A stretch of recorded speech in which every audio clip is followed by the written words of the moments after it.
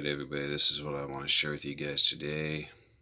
I've actually had to go all out on aftermarket receiver, transmitter, and stuff. So where do you stick it all?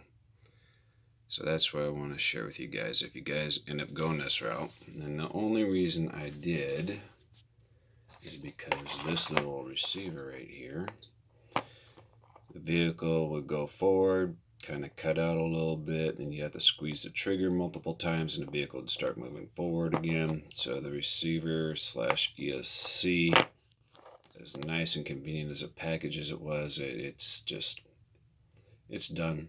Right? So I clip the wires, and it sometimes works, it sometimes doesn't. Is it worth saving? I doubt it. So that being said, I did stick a 60 amp ESC in there. I did manage to find a servo that I had a spare one out of one of my helicopters. So here's a 5-wire servo that came out of there. It was a direct bolt in. I did have to trim one tab. As you can see, the HBX one had one tab. So I did have to do that. But let me show you what you'll need to do to inspire you guys if you want to install aftermarket stuff in there. Give you a quick look. I cut out the rear window. You can kind of see an ESC back there in the rear window a little bit. And these tabs up here, you'll see it better why they're here, because I had to put standoffs to raise the body up, make clearance. And I'll get to that in a second here. Okay, with the M2 screws removed, you can see these little brass standoffs here, and that's because the little screws I chose, because they're M2s, they'll fall right through these holes. So that's the purpose of the little plastic spacer right there. If you want to go that route, I definitely recommend a bigger standoff, like a 2.5 or at least a 2. So there's my ESC, and there's a foam spacer to help keep the body up. And it's just very, very cheap foam, something you'd find in like maybe a tool kit you happen to buy, or maybe even some packaging material, just very soft. You don't need to drill any holes, you just poke it right through. So that one gets removed, that one gets removed. You can see our custom made battery tray. I did steel because I want to keep these. I got a couple of batteries that are this style. I did want to keep that connector that came off here, so I soldered it onto the 60 amp ESC. And I just directly soldered right to the wltoys 390 motor.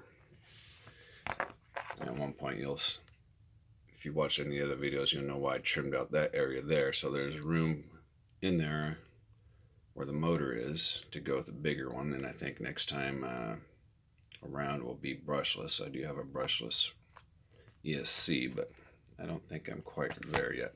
So this red thing you're looking at here is just a scrap piece of plastic. It's approximately 1/8 of an inch, and I just drilled the holes to fit in there, so it just slides on. So now it's totally serviceable.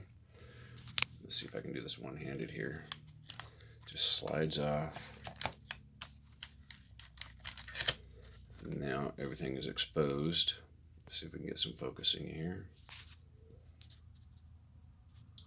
And serviceable. And then our battery comes out, and we can take our screws out, remove our battery tray, and we can still access everything. But so you make that little notch there in your plastic, so that way you can still change out your battery. Granted, it's a little more work to get to your battery, to charge it, remove it, replace it, whatever you want to do. A little more work involved in there, but you know, I don't play with this very often anymore. Like maybe one charge I'll put through it, and I'll put it away for a week, and then I'll put another charge on it and drive it.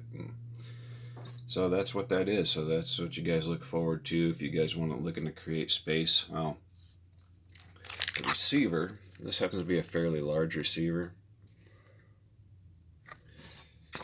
If you got a micro receiver underneath this custom battery tray, it would probably fit if you did something in there. So that would save even more space, or you could stick it on the side of the motor. Well, it looks like I need to resolder that connector on the motor. All right, hope you guys get inspired. If you have to be creative, man. It's good for you.